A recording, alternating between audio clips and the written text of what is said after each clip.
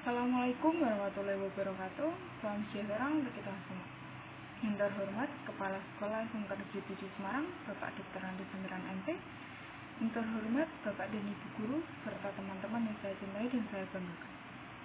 Puji dan syukur mari kita panjatkan kehadirat Allah Subhanahu wa Ta'ala, Tuhan yang Maha Esa, atas limpahan rahmat dan karunia-Nya, sehingga kita dapat berkumpul di tempat ini dalam keadaan sehat walafiat. Marilah kita panjatkan doa sejenak untuk korban COVID-19 atau yang sedang mengalami sakit karena COVID-19 ini. Semoga cepat sembuh dan selalu dalam lindungan Allah Subhanahu wa Ta'ala. Amin, amin, ya rabbal alamin.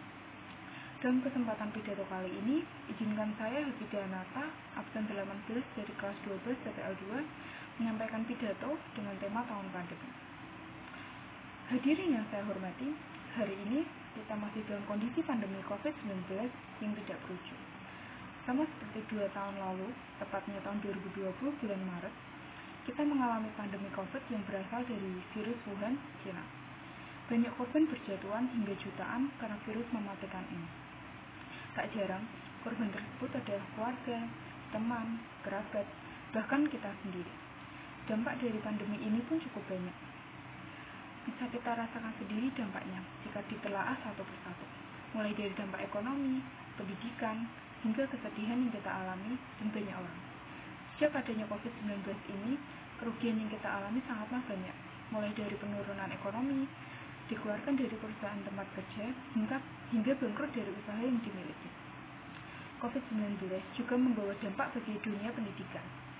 Pembelajaran yang tadinya tatap muka menjadi pembelajaran jarak jauh atau online.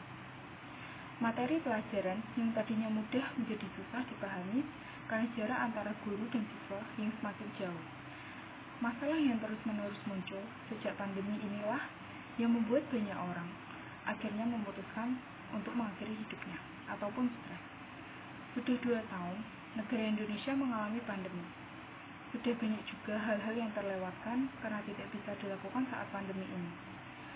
Saat COVID-19, semua orang harus di rumah.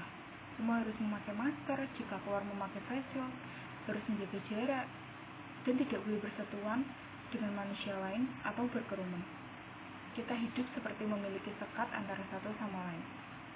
Negara kita sedang menghadapi dan melawan situasi serius. Pemerintah sudah gencar menyuarakan mematuhi protokol kesehatan di rumah maupun saat kita keluar rumah. Pentingnya protokol kesehatan bagi kita untuk membantu para tenaga medis dan mengurangi jumlah korban akibat COVID-19 ini. Marilah kita membantu untuk Indonesia lebih maju.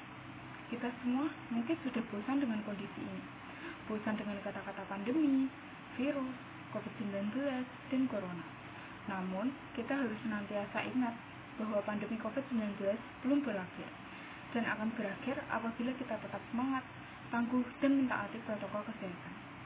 Selalu ingatkan mereka yang melanggar protokol kesehatan. Jangan segan dan takut karena kita harus memulai kebaikan dari, oleh, dan untuk diri kita sendiri. Jika bukan dari kita, dari siapa lagi? Mari kita bayar dan hormati jasa tenaga para medis sebagai garda terdepan pandemi COVID-19 dengan mematuhi protokol kesehatan dengan sebaik-baiknya. Jiwa yang sehat terdapat fisik yang bugar. Kita bisa dan mampu untuk keluar dari pandemi ini selama kita bekerja sama sebaik mungkin dan tidak menyepelekan hal apapun itu tentang COVID-19. Jika bukan dari kita sendiri, dari siapa lagi yang akan memulai?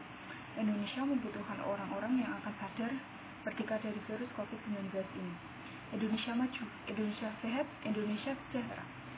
Sekian yang dapat saya sampaikan. Bila ada kata yang kurang berkenan di hati para hadirin, saya mohon maaf sebesar-besarnya. Kebaikan datang dari Allah Subhanahu wa Ta'ala dan kesalahan, lupa, dan dosa tidak luput dari saya selaku manusia biasa. Semoga pidato yang saya sampaikan dapat bermanfaat bagi kita semua. Wassalamualaikum warahmatullahi wabarakatuh.